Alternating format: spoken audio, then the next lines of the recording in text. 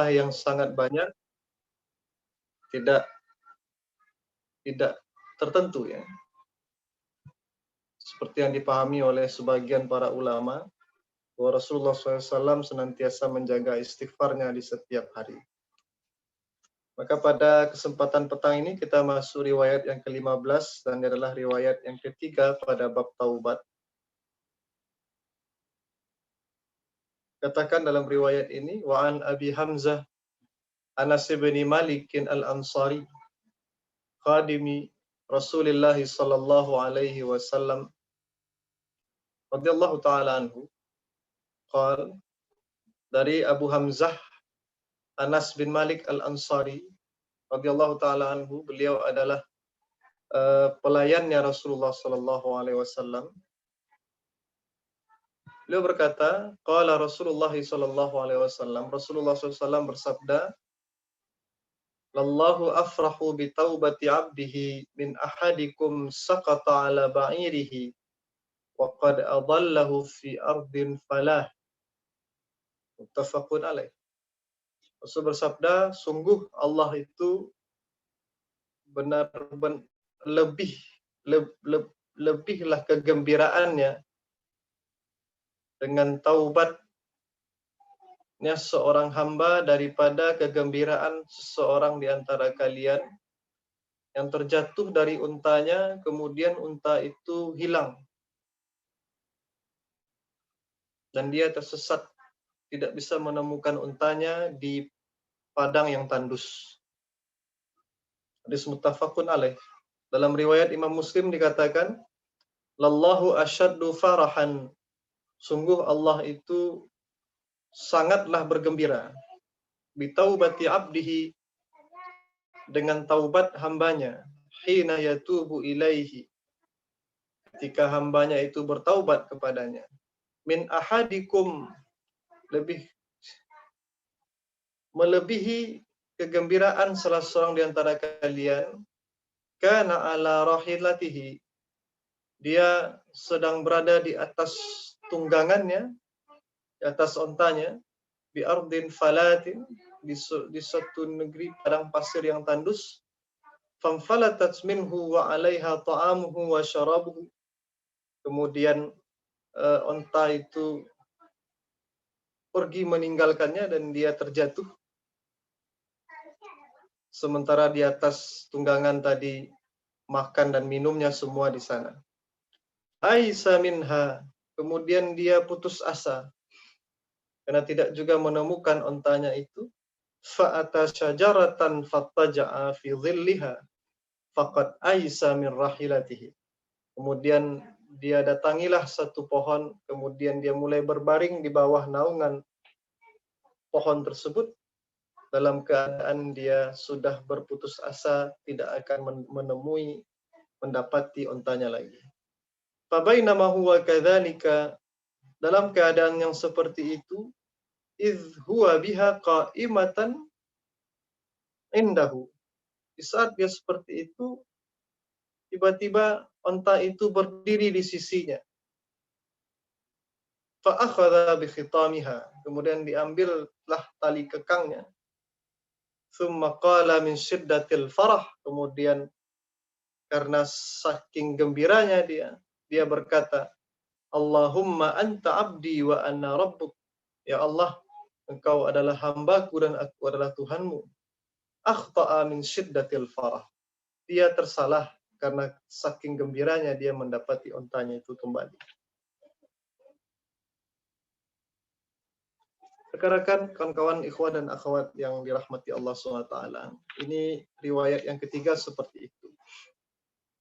Jadi kita sudah diberitahukan oleh Imam Nawawi dalam dua riwayat pertama tentang betapa istiqomahnya Rasul menjaga istighfarnya di setiap hari.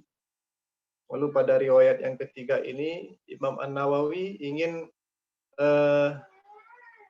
mengajarkan kita satu nilai dari taubat, satu nilai dari istighfar. Yang pertama adalah bahwa Rasulullah SAW dalam menjelaskan keutamaan taubat itu, beliau jelaskan dengan perumpamaan. Beliau menjelaskan keutamaan taubat dengan perumpamaan. Dan ini bukan sekali Rasulullah seperti ini. Ada banyak sekali momen di mana Rasulullah menjelaskan satu kebaikan atau keburukan dengan satu perumpamaan. Dan ini sebenarnya bukanlah hanya gayanya Rasulullah SAW. Tapi dalam hal itu Rasulullah mengikuti pula sebenarnya gayanya Al-Quran. Bukankah di dalam Al-Quran banyak sekali perumpamaan-perumpamaan. Ketika Allah ingin menjelaskan sesuatu yang sangat tinggi nilainya, baik kebaikan atau keburukannya, maka Allah jelaskan dengan perumpamaan. Apa guna? Untuk mendekatkan pemahaman seseorang tentang sesuatu yang sangat Allah inginkan, sesuatu nilai yang tinggi yang Allah inginkan, yang barangkali kalau Allah jelaskan hakikatnya mungkin kita sulit sebahagian kita untuk memahaminya. Tapi dengan perumpamaan, maka dia lebih dekat ke dalam pemahaman kita, lebih dekat kepada akal fikiran kita. Nah, di sini Rasulullah SAW dan terutama Allah Azza wa Jalla dalam perumpamaan ini sedang mengajarkan kita. Ketika kita akan menjelaskan sesuatu kepada orang lain, pada pihak lain, mari kita ukur kemampuan orang lain itu. Kita ukur kemampuannya, barulah kita sampaikan kebaikan itu sesuai dengan kadar kemampuannya. Kalau rasa-rasanya tidak akan sanggup dia memahaminya, maka buatkan, berstrategilah. Dan salah satu strategi dalam menyampaikan kebaikan adalah dengan memberikan contoh permisalan. Nah, di sini Rasulullah SAW dan terlebih dahulu Allah Azza wa Jalla mengajarkan kita untuk memberikan perumpamaan ketika akan menjelaskan satu kebaikan.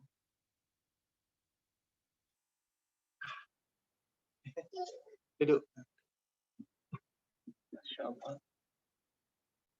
Ikhwan dan akhwat yang dirahmati Allah SWT. Itu yang pertama yang ingin kita sampaikan, dan itu mesti kita ambil pelajaran besar dari dalam dalam berdakwah, dalam menginginkan kebaikan, ingin menyampaikan satu kalimat-kalimat ya, yang bernilai tinggi di dalam agama ini, maka mari dimulai. Salah satu strateginya adalah dengan menyampaikan perumpamaan. Nah, Rasulullah SAW ketika menjelaskan betapa senangnya Allah dengan taubatnya seorang hamba, itu kan sulit dijelaskan, sebab Allah zat yang maha sempurna. Yang jelas pula bahwa Allah SWT dengan kesempurnaannya itu kita tidak bisa menjangkau seluruh bagian dari dirinya, dari zatnya. Melihatnya pun kita tidak bisa hari ini. Itu.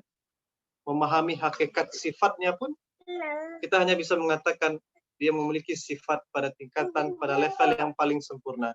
Ketika Allah bergembira, dikatakan oleh Rasul, sangatlah bergembira. Ya, dikatakan dalam riwayat ini, asyaddu farhan, sangatlah bergembira. Nah, kita tidak bisa membayangkan seperti apa sangat bergembira itu dari sisi zat Allah SWT, maka kemudian Rasulullah menjelaskan dengan satu perumpamaan. Mudah-mudahan dengan perumpamaan ini kita tidak menangkap kita tidak menangkap hanya model perumpamaannya, tapi mari kita tangkap inti dari perumpamaan itu, yaitu soal kegembiraan yang luar biasa dari Allah, nanti dicoba diumpamakan dengan kegembiraan yang luar biasa yang terjadi pada diri manusia. Baik, mari kita jelaskan dulu kegembiraan yang dari diri manusianya dulu. Dan ini perumpamaannya dari seseorang, kan? Seseorang. Dikatakan, digambarkan, diilustrasikan oleh Rasulullah SAW, seorang yang sangat bergembira. Ini nanti coba kita tangkap, walaupun ini kasusnya kan kasus di gurun pasir, di onta, ya, manusia dengan onta, dengan gurun pasir. Mari kita lihat nanti bisa tidak kita bawakan ke diri kita. Rasulullah menjelaskan seseorang sedang berjalan di tengah padang pasir, menunggangi untanya, kendaraannya, tunggangannya. Di atas tunggangan itu siap semua perbekalannya, makannya, minumnya, semua ada di situ. Lalu dia melewati satu gurun yang tandus, ya, tidak ada air, tidak ada tidak ada uh, sesuatu yang bisa dimakan dari padang pasir itu. Tapi tiba-tiba kemudian dia terjatuh, ya, dikatakan sakata ala ba'irihi. Dia terjatuh dari ontanya itu, lalu ontanya itu pergi meninggalkannya tanpa bisa dia susul dan pergi menghilang begitu saja. Coba antum kalau berada dalam posisi orang seperti itu, ya, kita sendiri di atas onta kita, semua bekal kita ada di situ, ya. Lalu kita terjatuh, ditinggalkan onta dan kita tidak bisa menyusul onta itu. Onta itu hilang, dicari ke sana kemari, ya, dicoba dicari titik-titik jejaknya tidak ketemu. Apa yang terjadi pada diri kita dalam keadaan seperti itu? Tentulah terjadi seperti yang disampaikan Rasulullah SAW dalam hadis ini. Fa'ayisa minha, lalu mulailah dia putus asa dari onta tadi. Tapi mau bagaimana lagi? Harus dicari, sebab semua perbekalan ada di situ. Kalau tidak akan mati kelaparan, mati kehausan. Tapi dicari tidak ketemu, maka fa'ayisa minha, maka mulai dia berputus asa. Lalu dicarilah satu batang pohon. Nah, ini tanda orang mulai, nah ini sudah capek, ya kita istirahat saja lalu. Gitu. Nah, bagaimana nantilah, nah, itu yang tanda-tanda orang mulai berputus asa dari mencari sesuatu. Bayangkan ada keinginan besar untuk mendapatkan kembali onta itu, lalu kemudian tidak dapat dan tidak punya jalan untuk mendapatkan. Itu. Tidak ada, tertutup pintu, tertutup semua jalan untuk mendapatkannya, itu buntu. Apa yang harus dilakukan? Ya sudah, apalagi istirahat daripada menghabiskan energi juga. Maka dia dengan putus asa beristirahat, berbaring di bawah sebuah pohon, kata Rasulullah SAW. Dalam keadaan keputusasaan itu dia berbaring. Itu. Entah apa yang berkecamuk di pikirannya, ataukah dia sudah pasrah saja akan mati dalam keadaan tidak punya apa-apa. Maka tiba-tiba di saat dia sedang berbaring dalam keputusasaan itu, tiba-tiba datang unta itu berdiri tepat di sampingnya. Coba bayangkan, orang kita sedang mencari-cari sesuatu lalu putus asa, takkan bisa ketemu lagi. Tahu-tahu dia ada di samping kita. Ya, tahu-tahu seperti itu. Apa yang kita harapkan itu tiba-tiba, yang tadi kita harapkan, yang kita putus asa, tiba-tiba dia datang lagi. Tiba-tiba dia hadir di samping kita. Apa yang terjadi? Ini seperti yang dijelaskan oleh Rasulullah. Fa'akhadha bi khitamiha. Dia tidak mau kehilangan lagi, maka segera dia ambil tali onta itu, ya. Tali kekangnya langsung dipegangnya. Gembira luar biasa hatinya, bersyukur luar biasa, lalu saking bergembiranya, bayangkan, dia sampai mengatakan, ini saking bergembiranya, dia keliru dalam mengucapkan, Allahumma anta abdi wa ana rabbuk. Ya Allah, engkau adalah hambaku, aku adalah Tuhan. Itu terbalik, ya. Tapi jangan dipahami terlalu serius. Ini orang tersalah, ya. Ini orang tersalah. Ini juga di sini kita bisa ngambil pelajaran bahwa orang tersalah itu tidak kena hukuman, ya. Sebenarnya yang dikatakan oleh Rasulullah SAW, yaitu diangkatkan dosa kesalahan, dosa dari tiga kondisi, ya. Satu an-nisyan wal khata'. Nisyan, terlupa. Yang kedua al-khata', tersalah. Kemudian tukrihu alaih, terpaksa. Gitu. Maka tersalah itu tidak ada kesengajaan dari hati untuk mengatakan tuh Allah adalah hamba dan dirinya adalah Tuhan. Tapi ini tersalah dikarenakan saking gembiranya, kata Rasul, min syiddatil farah, karena dia saking gembiranya ketika mendapati kembali onta itu. Kami tidak tahu apakah cara kita ada yang pernah merasakan hal seperti itu. Barang yang kita cari-cari, harapan yang sangat kita inginkan, lalu kemudian pudar, lalu tiba-tiba dapat. Bukan dengan usaha dapatnya, tiba-tiba dapat. Maka ini menggambarkan kegembiraan yang luar biasa. Dan di sini kita belajar, rahimakumullah, dan kawan-kawan sekalian, bahwa ternyata kegembiraan itu ternyata akan maksimal dalam diri, akan besar dia di dalam diri ketika apa? Ketika satu dia ada harapan akan satu nikmat, lalu kemudian nikmat itu hilang, lalu kemudian dia datang kembali. Ada harapan akan satu nikmat yang hilang, kemudian dia datang kembali. Jadi artinya ini salah satu hal yang diajarkan oleh agama kita sebenarnya, ikhwan rahimakumullah, bahwa ketika antum sholat itu antum sedang bekerja, lalu antum tinggalkan pekerjaan, lalu antum sholat fokus, lalu setelah sholat apa yang terjadi? Apa yang terasa dalam jiwa? Bukankah di situ ada kelapangan? Bukankah di situ jiwa kita jauh lebih tenang, lebih bergembira dari sebelumnya? Begitu pula ketika kita berpuasa, syariat puasa, berarti kan itu kita disuruh Allah untuk menghilangkan, memutus hubungan dulu dengan nikmat. Supaya apa? Supaya nanti ketika berbuka kita bertemu lagi dengan nikmat itu, besar, muncul lagi kegembiraan kita ketika bertemu nikmat tadi, dan pandai kita bersyukur kepada Allah. Jadi sebenarnya Allah ketika menyuruh kita berpuasa, menahan diri dari nikmat itu adalah salah satu cara Allah untuk agar kita tahu nilai dari satu nikmat, agar kita bisa merasa gembira dengan nikmat itu walaupun nikmat itu sedikit. Makanya Rasulullah SAW mengatakan, ini farhataini, orang yang berpuasa itu mendapati dua kegembiraan. Satu kegembiraannya adalah ketika dia iftar, ketika dia berbuka, dan satu lagi gembiraannya adalah ketika dia bertemu dengan Rabb, bertemu dengan Allah Azza wa Jalla kelak. Jadi ada kaedahnya, kegembiraan itu akan didapati maksimal ketika apa? Ketika nikmat, kebaikan itu sesaat dihilangkan dulu dari diri, diputus dulu dari diri, maka kemudian ketika dia diambil kembali, didapatkan kembali, di situ akan muncullah kesenangan, kegembiraan terhadap nikmat tadi. Tapi kalau nikmat itu dipakai saja terus, apa yang terjadi pada diri manusia? Kebosanan. Kita ini adalah makhluk yang mudah sekali bosan. Orang yang dulunya punya jajan 5.000, tiap hari 5.000, dia bosan dengan 5.000, dia minta 10.000. 10.000 sudah biasa, dia bosan, dia minta 50.000, dan seterusnya begitu.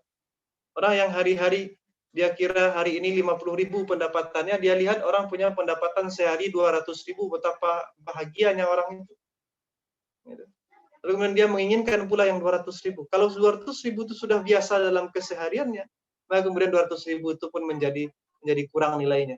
Maka Allah SWT kemudian mensyariatkan zakat. Berarti kan potong nikmat itu sebahagian, supaya apa? Supaya timbul lagi keinginan, kegembiraan terhadap nikmat yang Allah berikan kepada. Ikhwah, akhwati rahimakumullah. Itu satu titik ya yang bisa kita pelajari dari kondisi orang yang tadi dikatakan oleh Rasulullah SAW. Jadi poinnya bukan pada ontanya, poinnya bukan pada dia terjatuhnya, dia mencari, tapi poinnya adalah bagaimana kegembiraan seseorang yang meluap-luap ketika mendapatkan sesuatu yang sangat dia harapkan, lalu kemudian dia sudah putus asa tidak akan bisa mendapatkannya, tapi tiba-tiba kemudian dia bisa mendapatkannya. Ini kegembiraan yang maksimal, dan tidak ada penjelasan lebih hebat di atas itu tentang kegembiraan. Antum boleh masukkan macam-macam teori gembira, tapi cobalah antum renungkan, mesti contoh dari Rasulullah SAW ini adalah contoh yang paling tepat tentang suasana kegembiraan yang paling maksimal pada diri seorang hamba. Tinggal lagi kita memaksimalkan nih dalam diri kita, gimana caranya agar kegembiraan itu hadir terus dalam diri kita. Maka seorang yang beriman dikatakan nanti kegembiraan hakikinya adalah ketika di surga Allah. Ada kalam sebagian ulama mengatakan bahwa dulu kita manusia ini ditempatkan di surga, lalu kemudian kita diturunkan ke bumi, diputus hubungan kita dengan surga itu untuk kembali mendapatkan surga Allah Subhanahu Wa Taala yang bahkan lebih jauh hebat, lebih nikmat daripada surga yang pertama yang diberikan dulu. Maka artinya kita di dunia ini saat ini dalam posisi untuk tidak menikmati sejadi-jadinya nikmat dunia ini, tapi untuk bisa memaksimalkan nikmat dunia ini, untuk bisa mengantarkan kita pulang kembali kepada kebahagiaan yang hakiki yang kelak Allah berikan kepada kita. Maka ada kalimat ulama mengatakan, jadikanlah duniamu itu sebagai tunggangan yang akan mengantarkanmu kepada akhiratmu. Letakkan dunia itu di tangan, bahkan letakkan dia di bawah kakimu. Jangan sampai dia masuk ke dalam relung hatimu. Ikhwah dan akhwati rahimakumullah. Itu yang pertama. Nah, kegembiraan yang luar biasa pada diri orang yang seperti ini, sampai dia tersalah ucap, mengatakan dirinya Tuhan, Tuhan adalah hambanya, kan begitu? Saking gembiranya, kan benar begitu ya, orang kalau saking gembira itu bisa salah ucap, salah tingkah, ya. Salah, semuanya bisa serba salah ketika orang sedang gembira. Tapi orang yang sedang gembira yang melakukan kesalahan itu jangan terlalu diambil pusing dulu, ya kan? Yang jelas itu tuh bentuk ekspresi kegembiraan yang kadang dia tidak bisa mengontrol dirinya, tidak bisa mengontrol lisannya, tidak bisa mengontrol sikapnya. Nah, orang yang sangat gembira sama sikapnya ini, kata Rasulullah SAW, itu kegembiraannya belum ada apa-apanya dibanding kegembiraan Allah ketika mendapati hambanya itu bertaubat kepada. Ikhwah wa akhwat rahimakumullah. Rekan-rekan sekalian, mari kita lihat itu bagaimana hebatnya Rasul menjelaskan. Kegembiraan orang tadi, yang saking gembira dia bisa hilang kontrol diri itu. Itu berapa banyak orang gembira histeris luar biasa. Itu lihatlah ketika satu tim sepak bola itu memenangkan kejuaraan Piala Dunia misalnya gitu ya. Nah, itu lihatlah bersorak ya, bergembira, bersikap seolah-olah seperti anak kecil ya. Padahal orang-orang sudah berumur semua. Melompat-lompat, berjingkrak-jingkrak, berteriak, berlari-lari. Gitu. Padahal hanya memenangkan uang seberapa lah, gitu. Kemudian piala itu. Tapi kegembiraan yang luar biasa membuat mereka kadang hilang kontrol diri. Tapi kata Rasul, kegembiraan Allah terhadap taubatnya seorang hamba melebihi itu semua. Apa yang ingin kita pelajari? Mari kita perhatikan ikhwah rahimakumullah. Titik-titik tadi, titik-titik kegembiraan hamba tadi, seseorang tadi, itu mari kita bawakan kepada titik-titik taubatnya diri kita ini sebagai manusia. Titik pertama yang ingin kita sampaikan dari taubat yang sangat diinginkan Allah itu adalah bahwa orang yang bertaubat itu selayaknya bagi Allah itu selayaknya seperti barang hilang. Barang hilang. Artinya apa, ikhwah rahimakumullah? Ketika kita bermaksiat, ketika kita bersalah di hadapan Allah, ketika kita melanggar aturan Allah SWT, maka kita ini hilang. Hilang. Di hadapan Allah menghilang. Walaupun Allah itu mengatakan, inni qarib, aku sangat dekat dengan ini. Tapi secara nilai sebagai seorang hamba itu sudah hilang, sudah tidak ada lagi. Bukan hamba Allah lagi. Ketika seseorang bermaksiat maka dia bukan hamba Allah lagi. Selesai dia sebagai hamba Allah. Dan Allah kehilangan dirinya. Ibarat ya, antum semua pernah punya kawan dekat. Lalu kemudian tiba-tiba kawan itu melakukan sesuatu yang di luar perkiraan itu, satu kesalahan yang fatal. Dia kawan dekat selama ini tahu betul bagaimana apa yang kita sukai, apa yang tidak kita sukai. Kita tahu pun demikian dengan dirinya luar biasa. Tapi satu ketika dia lakukan sesuatu yang sangat menjadi pantangan diri kita. Apa yang terjadi pada dia? Walaupun dia berada di depan kita, kita katakan dia sudah hilang dari pandangan kita. Bukankah begitu? Dia sudah hilang dari hati kita. Walaupun dia lalu lalang di depan kita, tapi sikapnya yang salah itu, sikapnya yang melakukan pantangan diri kita itu, sikapnya yang menyakiti kita itu, sikapnya yang seperti itu membuat dia seolah-olah sudah tiada lagi di hadapan kita, walaupun dia sedang lalu lalang di depan kita. Begitulah seorang hamba yang sedang bermaksiat itu, ikhwan rahimakumullah. Kita ini yang tadi mungkin belum sholat asar. Itu wallahu a'lam. Mudah-mudahan tidak ada nih yang belum sholat asar. Yang belum sholat asar itu hilang di depan Allah. Allah tidak menilai dirinya. Tidak ada nilainya sebagai hamba di depan Allah. Yang tadi dia bermaksiat, ya, dia menyakiti hati orang tuanya misalnya, maka dia tidak ada nilainya di depan Allah. Allah kehilangan dia. Dan Allah merindukan dia kembali. Allah kehilangan dia dan Allah merindukan dia kembali. Karena Karena Allah itu terhadap kita, kita ini kan hambanya. Kita ini adalah milik. Bukankah hamba budak itu adalah milik utuh dari tuan majikan? Maka kita ini milik Allah. Tapi ketika kita melanggar aturan Allah, Allah itu seperti merasa kehilangan kita. Merasa kehilangan diri kita yang menjadi miliknya itu, yang harusnya miliknya. Budak itu patuh kepada majikannya, tahu-tahu budak itu mematuhi yang lain. Budak itu patuh kepada dunia, budak itu patuh kepada harta, budak itu patuh kepada pimpinan, budak itu patuh kepada kawannya, budak itu patuh kepada yang tidak diridhoi oleh Allah Subhanahu wa taala. Maka Allah dalam tanda petik itu kehilangan kita. Maka ketika seorang hamba tiba-tiba dia bertaubat kepada Allah, itu sama dengan posisi onta yang tiba-tiba hadir di samping orang yang sedang berputus asa dari menemukan onta tadi. Seperti itulah kira-kira. Jadi bukan itu betul, tapi seperti itu rasanya. Bahkan melebihi itu, kata Rasulullah SAW. Asyaddu farhan. Sangatlah bergembira Allah dengan taubatnya seorang hamba. Maka ikhwah rahimakumullah, benar Rasulullah SAW ketika mengatakan tidak beriman seseorang ketika dia mencuri, tidak beriman seseorang ketika dia berzina, tidak beriman seseorang ketika dia membunuh. Hilang keimanan, hilang ikatan iman, ikatan akidah, ikatan jiwanya dengan Allah ketika dia bermaksiat itu. Saat dia bermaksiat itu dia tidak ada ikatan dengan Allah Subhanahu wa taala. Lalu mari kita muhasabahi diri kita. Adakah ya yang lebih baik bagi seorang budak daripada dia terikat dengan majikan, dengan tuan yang sangat baik kepadanya? Adakah yang lebih baik dari itu? Apa jadinya jika kita ini lepas ikatan dari Allah, lalu Allah itu tidak menjadi zat yang mengurusi kita lagi, dia biarkan kita sesat, itu yang disebut dalam beberapa ayat, wa adallahu ala ilmin, Allah biarkan sesat padahal Allah tahu dia akan sesat, tapi Allah tidak berikan dia petunjuk. Allah biarkan dia sesat. Itu sama dengan barang-barang yang kita miliki. Tapi kemudian kita biarkan begitu saja. Apa yang terjadi pada barang itu? Tidak dipakai dia, dibiarkan saja. Antum punya sepeda tua, sudah lama saya dari kecil misalnya, tidak antum tunggangi lagi, tidak antum pakai lagi, antum letakkan saja di sudut gudang. Apa yang terjadi pada sepeda itu?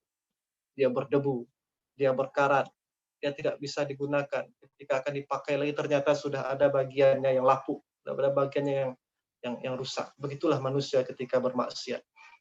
Itulah manusia ketika bermaksiat. Maka Allah tidak suka hambanya itu rusak. Makanya ketika hamba tadi kembali kepadanya, datang kepadanya bertaubat, dia minta dibersihkan oleh Allah SWT.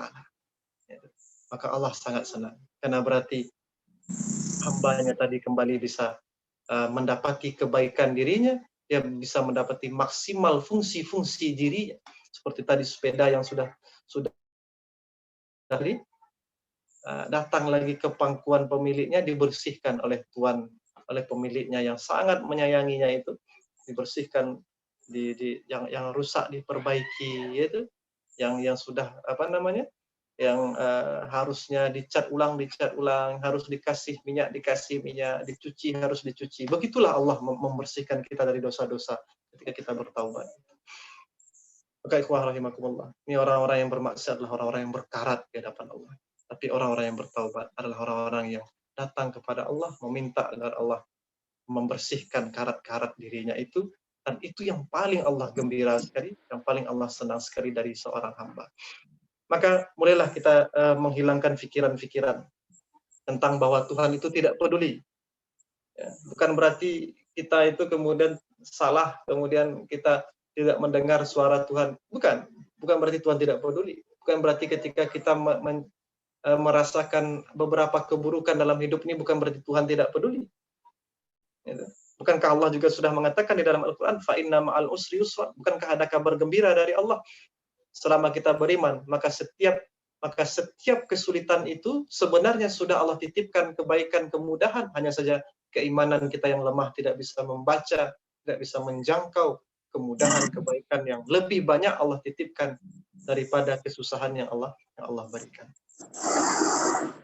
Wa in ta'uddu ni'matallahi la tuhsuha, jika kalian menghitung mengira jumlah nikmat Allah, maka kalian tidak akan bisa mengira menghitungnya. Jadi rahimakumullah, maka taubat itu sekali lagi di sini kita ingin tegaskan, sebagaimana bulan lalu kita tegaskan, bahwa taubat itu adalah satu bentuk rahmat kasih sayang Allah Subhanahu wa taala kepada hambanya. Ketika Allah menerima taubat seorang hamba, ketika Allah membuka pintu taubat bagi hamba, dan hamba itu masuk ke dalam pintu taubat itu, maka dia sedang masuk ke dalam rahmat Allah Subhanahu wa taala. Kami ingat seorang Amr bin As ketika akan masuk Islam, dia bertanya kepada Rasulullah SAW. Ya Rasul, saya cuma punya satu pertanyaan, katanya. Cuma satu pertanyaan sebelum saya menyatakan keislaman. Satu pertanyaan saja. Dan satu pertanyaan itu menentukan keputusannya untuk masuk Islam atau tidak.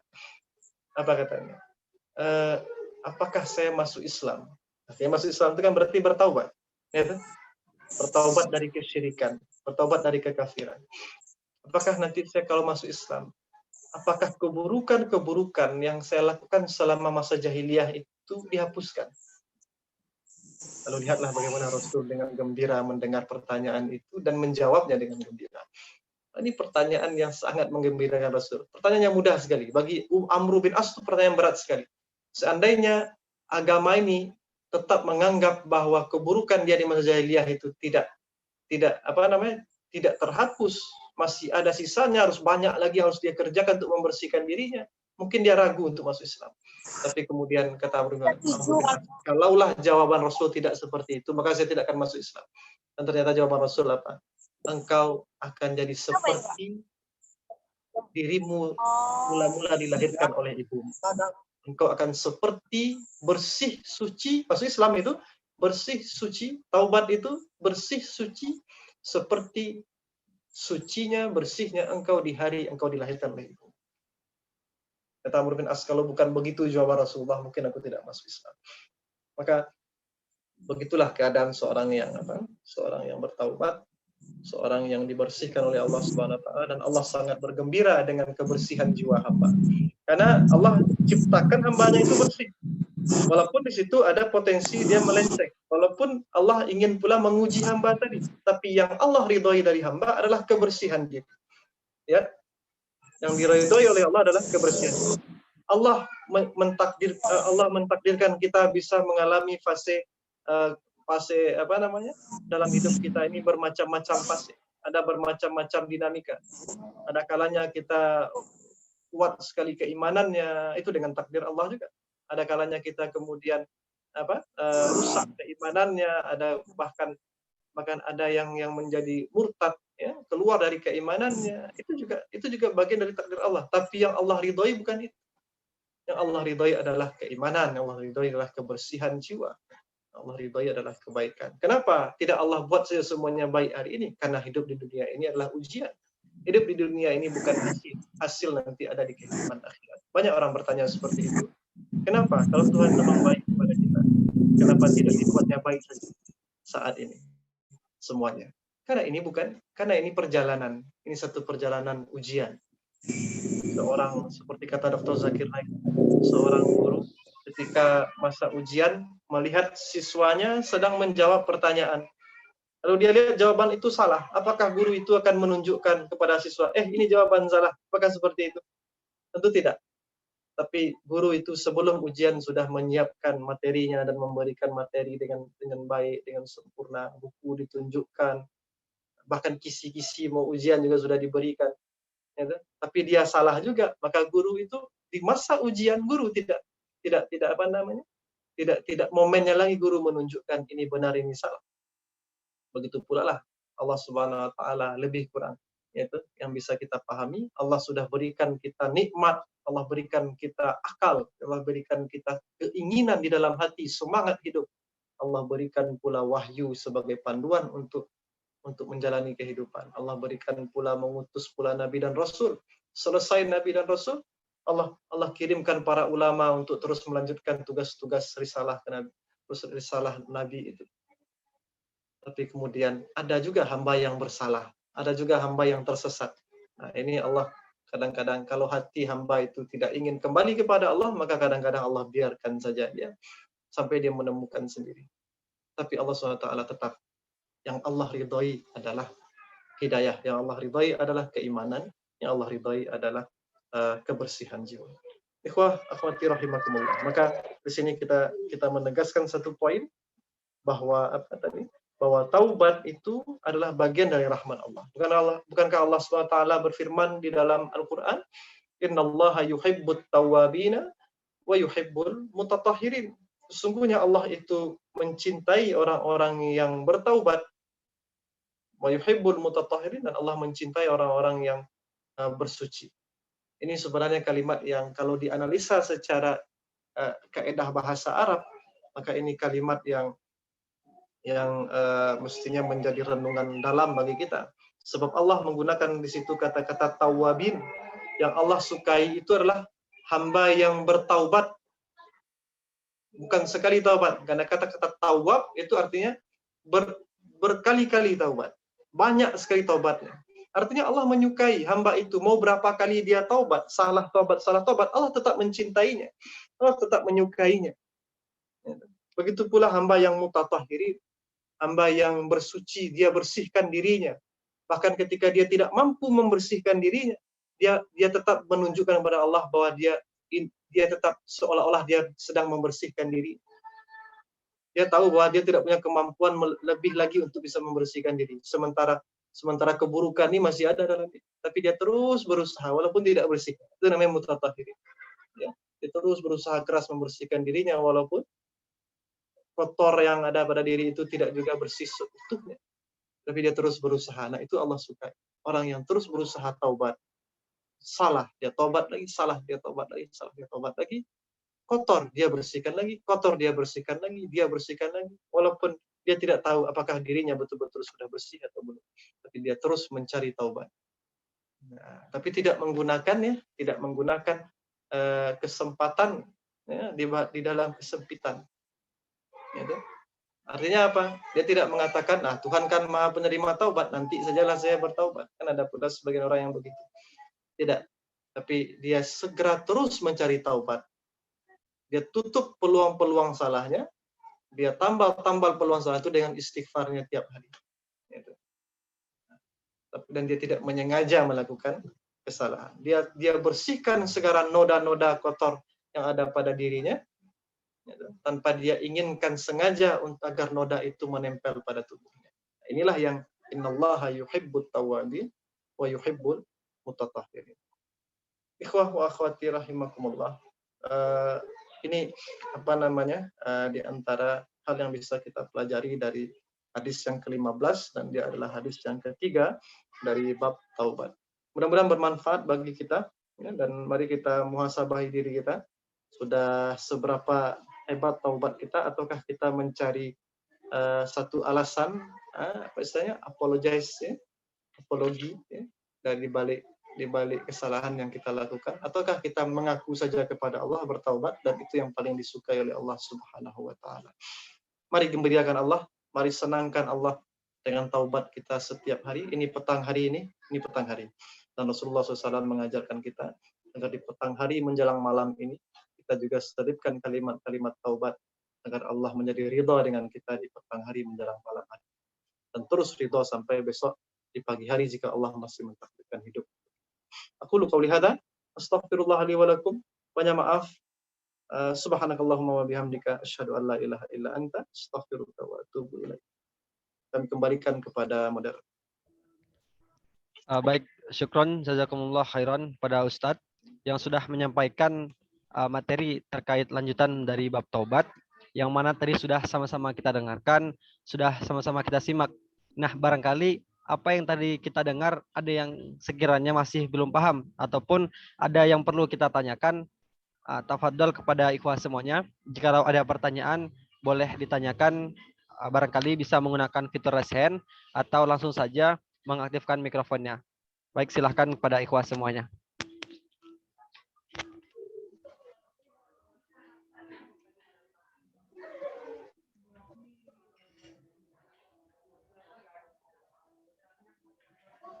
Baik ikhwan semuanya, apakah ada yang ingin bertanya terkait apa tadi yang sudah disampaikan oleh Ustadz kita? Nah, baik Ustadz, di sini Oke. sudah ada pertanyaan yang Coba di dibacakan. kolom komentar ya. Barangkali bisa Denny bantu bacakan. Iya, coba bacakan. Di sini bertanya, jika seseorang sudah bertaubat dengan taubatan nasuha, lalu beberapa hari kemudian mereka merasa was-was dan muncul keraguan bahwa taubatnya diterima atau tidak, pertanyaannya, apakah was-was atau keraguan tadi itu menggugurkan taubat yang kita lakukan? Syukron Ustadz. Barangkali itu pertanyaannya Ustadz. Iya, baik. Masya Allah. Barakallah. Tadi coba kita kembali ke ilustrasi kita tadi. Seorang apa tadi? Seorang yang kehilangan, gitu. Lalu kemudian dia putus asa, lalu dia dapati ontanya itu dipegangnya kembali. Lalu dia senang dengan datangnya kembali onta tadi. Apakah orang yang senang ini kemudian peduli? Apakah onta itu dalam keadaan senang mendatanginya atau tidak senang? Ya, kan? Yang penting bagi orang itu kan yang dia ontanya sudah ketemu lagi. Yang penting bagi orang itu adalah bahwa onta itu sudah di tangannya kembali. Apakah onta itu datang kepadanya secara terpaksa ataukah dengan sukarela, dia tidak peduli. Yang penting datang, kan begitu.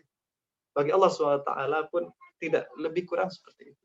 Maka Allah tidak penting bagi Allah. Apakah antum itu ragu? Itu tidak. Tapi antum sudah bertaubat, maka Allah sudah senang. Ya, Allah sudah senang. Nah, jadi tidak perlu dikeragui. Sayang sekali ya kalau seandainya ada yang ragu bahwa Allah itu taubatnya diterima oleh Allah. Itu adalah bagian dari cara setan menggelincirkan manusia dari kebaikan. Gitu. Karena tentu itu kan satu yang sangat disesali setan. Gitu. Nabi Adam ketika bersalah menemukan taubat dan dia mendapat rahmat Allah setelah taubat dengan taubat itu. Sementara iblis ketika dia salah dulu itu tidak menemukan taubat. Gitu. Maka hal yang tidak dimiliki iblis tapi dimiliki oleh Nabi Adam yang adalah taubat itu. Maka tentu iblis itu sangat tidak ingin, setan itu sangat tidak ingin manusia itu masuk ke dalam pintu taubat ini. Jadi jangan ragulah kita kalau sudah kita bertaubat, sudah beristighfar, sudah ada penyesalan. Yang penting itu dari taubat adalah penyesalan di hati. Gitu. Penyesalan kemudian diikuti kemarin kita katakan itu diikuti dengan usaha memperbaiki diri dan kemauan untuk menjalani konsekuensi dari kesalahan itu, dan itu satu titik penting. Kemudian merancang ke depan itu tidak akan jatuh lagi ke dalam taubat, bahwa nanti jatuh lagi itu lain, tapi dirancang dari sekarang tidak jatuh lagi ke dalam maksiat, ya masuk ke dalam maksiat. Kalau sudah itu dilakukan, ya sudah, jangan ada keraguan lagi. Kalau ada keraguan berarti taubat kita sedang diuji oleh Allah Subhanahu Wa Taala juga. Diuji dengan bisikan-bisikan setan seperti ini. Jadi kami kira itu bukan apakah itu tanda bahwa taubatnya tidak diterima, tidak. Asalkan hamba itu bertaubat, maka taubatnya insya Allah diterima oleh Allah SWT. Cuma berapa lama taubat itu bertahan pada diri hamba tadi. Berapa lama kebersihan itu terus ada. Nah, itu yang perlu kita jaga. Dan salah satu cara setan menggelincirkan kita dari kebersihan diri ketika bertaubat itu adalah dengan cara membuat keraguan-raguan dalam hati kita bahwa taubat kita itu tidak diterima oleh Allah SWT. Allahu a'lam. Baik, syukron jazakumullah khairan Ustadz yang sudah tadi menjawab pertanyaan dari salah satu ikhwah kita. Barangkali Ustadz ada satu pertanyaan lagi. Assalamualaikum Ustadz. Apakah menunda-nunda dalam bertaubat ini akan berdampak dengan kehidupan kita sehari-hari? Nah, barangkali itu Ustadz untuk pertanyaan yang kedua. Menurut antum menunda-nunda taubat tadi kita ilustrasikan seperti sepeda yang sudah apa tadi, kita itu bermaksiat itu seperti sepeda yang berdebu, berkarat, itu kalau kita tunda-tunda untuk dibersihkan, apa yang terjadi pada sepeda itu? Itu saja. Apa yang akan terjadi pada sepeda itu? Kalau tidak segera dibersihkan, ini sudah berkarat nih, dibiarkan saja, maka apa yang terjadi? Mesti dia akan lapuk, hancur dia. Begitulah jiwa manusia ketika terus dibiarkan dalam maksiat, menunda-nunda. Kita tidak pernah tahu ajal kita kapan. Gitu. Jangan-jangan setelah kita baru berniat menunda itu, nah, saya sejam lagi lah saya bertobat. Ini tanggung ini maksiatnya nih. Sejam lagi lah, setengah jam lagi lah. Ini itu siapa yang bisa menjamin? Jangan-jangan setelah mengucapkan itu tahu-tahu ajal kesampaian. Siapa yang pernah tahu ajal kapan datang? Dan jangan sampai kita bertaubat seperti Fir'aun bertaubat. Bagaimana Firaun bertaubat? Firaun bertaubat ketika sudah tenggelam, ya. Sudah tenggelam baru dia mengatakan al-ana, sekarang baru saya katakan amantu bi rabbi Musa wa Harun. Sekarang baru saya beriman kepada Tuhan Musa dan Harun. Lalu kata Allah, tidak ada guna taubat bagi dia di saat itu. Ketika tagargar, nanti kan ada hadis itu taubat itu sampai tagargar, ketika uh, nafas itu sudah satu-satu, maka tidak ada guna taubat di saat itu. Maka selagi nafas kita masih lancar ini, masih bisa berkeinginan ini, masih bisa mau ini, maka yang nomor satu mau bawa kemauan kita itu kepada taubat. Jangan mau yang macam-macam. Begitu. Allah alam.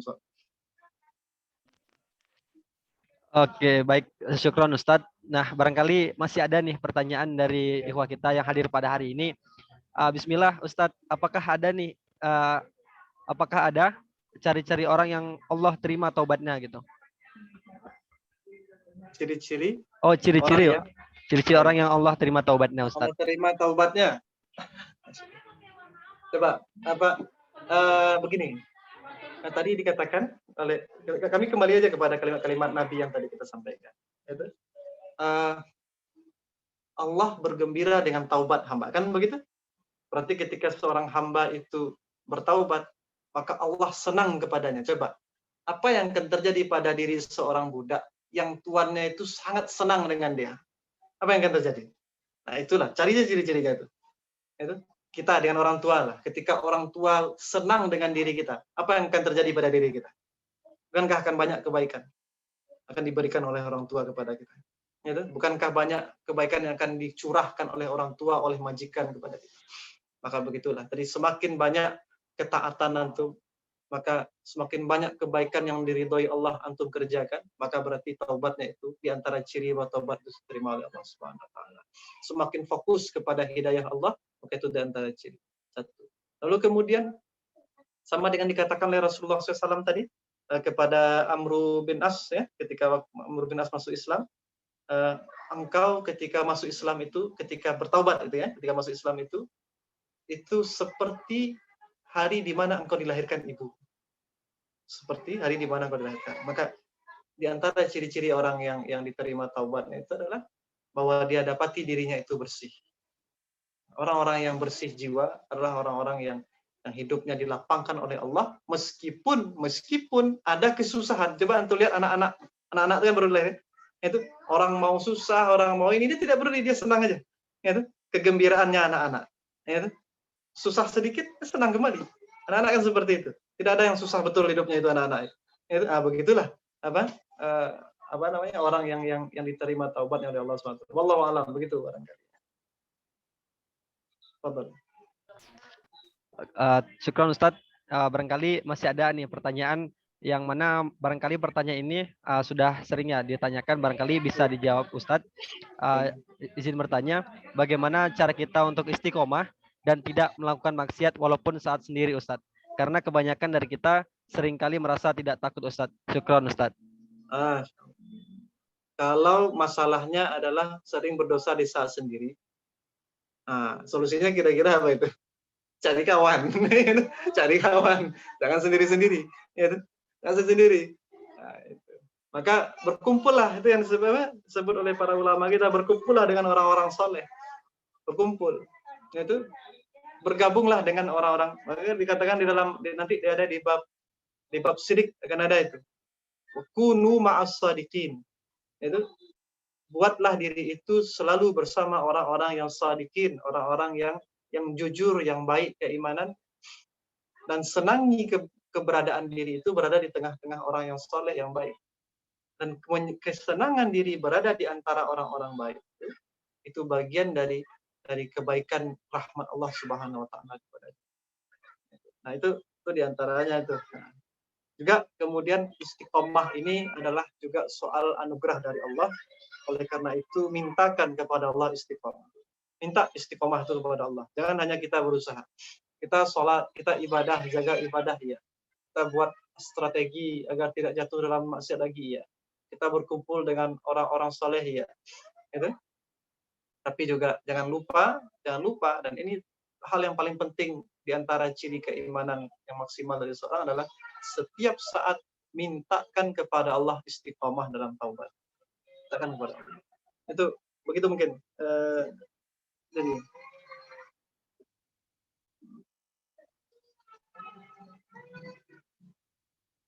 ya.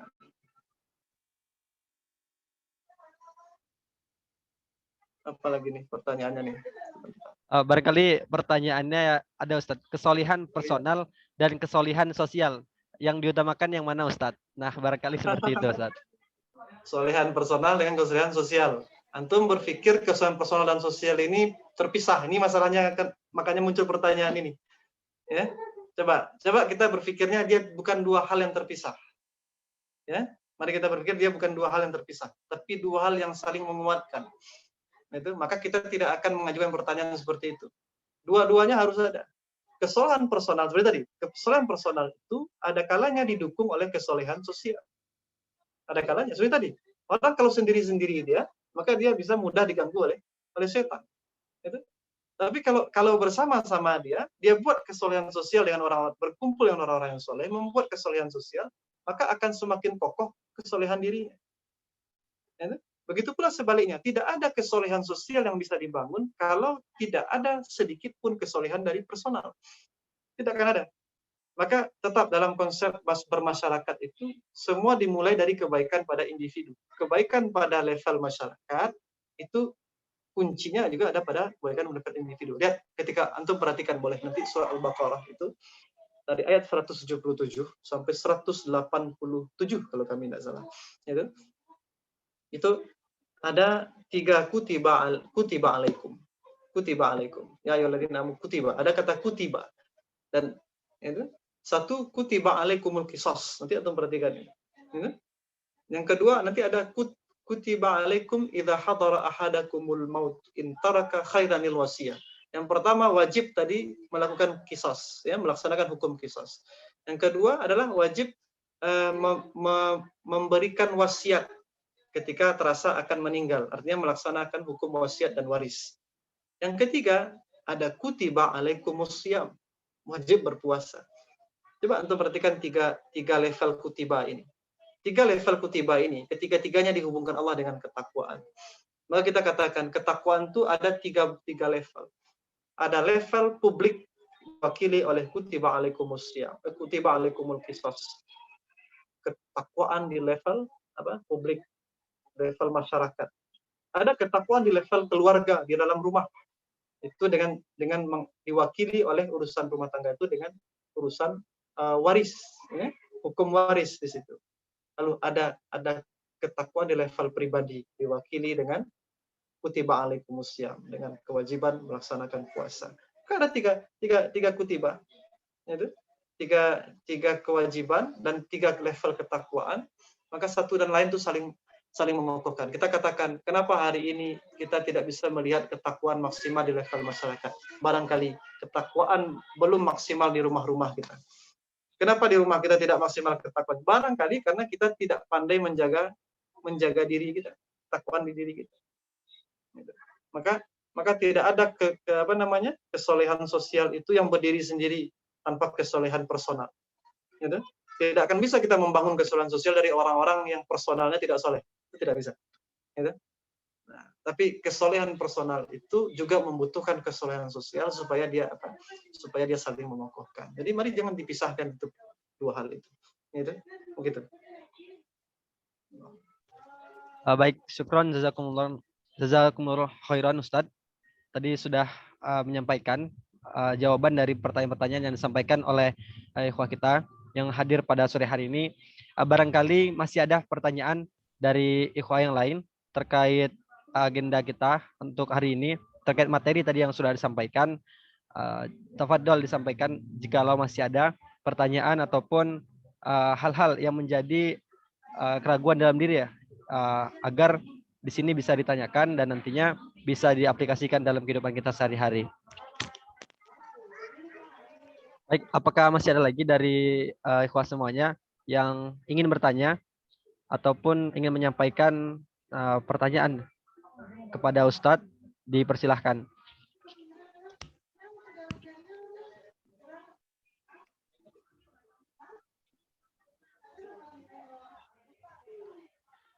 Baik, barangkali sudah tidak ada lagi yang ingin bertanya. Nah, selanjutnya barangkali kita masuk nih ke penutup dari Ustadz yang ingin disampaikan di akhir kajian kita pada sore hari ini. Kepada Ustadz, dipersilahkan. Baik, bismillahirrahmanirrahim. Ini sebagai kalimat penutup ya, bahwa taubat yang kita lakukan itu adalah bagian dari rahmat Allah Subhanahu wa taala. Maka siapa yang sudah melakukan taubat, jangan ragu lagi dengan taubat itu, karena artinya dengan taubat, mau saja kita bertaubat, hati itu berarti sudah diliputi oleh rahmat Allah SWT. Maka jangan kita ragukan lagi kasih sayang Allah. Itu tanda kasih sayang Allah, taubat itu. Itu saja mungkin terakhir kunci kita, karena akan ada banyak lagi hadis-hadis taubat yang akan menjelaskan tentang taubat. Allahu a'lam. Baik, terima kasih banyak Ustadz yang sudah menyampaikan materi terkait lanjutan dari bab tobat. Mudah-mudahan apa tadi yang Ustadz sampaikan dapat bermanfaat dan dapat dilaksanakan oleh ikhwah semuanya yang hadir pada malam hari, yang hadir pada sore hari ini. Dan mudah-mudahan kita semuanya tergolong orang-orang yang senantiasa ingin bertaubat kepada Allah, menyadari apa yang sudah kita perbuat selama ini. Barangkali itu saja untuk kajian pada sore hari ini. Syukron Ustadz atas waktunya. Sebelum kita menutup, ada baiknya kita melafazkan lafaz hamdalah. Alhamdulillah Rabbil Alamin. Baik, terima kasih kepada ikhwah semuanya yang sudah hadir pada hari ini, dan juga terkhusus terima kasih pada Ustadz yang sudah memberikan materi. Semoga kita selalu dalam lindungan Allah Subhanahu wa taala dan dapat bertemu di lain kesempatan. Sekian, billahi taufik wal hidayah. Assalamualaikum warahmatullahi wabarakatuh. Waalaikumsalam warahmatullahi wabarakatuh. Barakallahu fikum jami'an. Ya. Ana izin ya keluarnya dari ini ya. Ini ada mau siap-siap juga berangkat ini ya. Baik Ustaz. Assalamualaikum. Syukran Ustaz. Waalaikumsalam warahmatullahi wabarakatuh.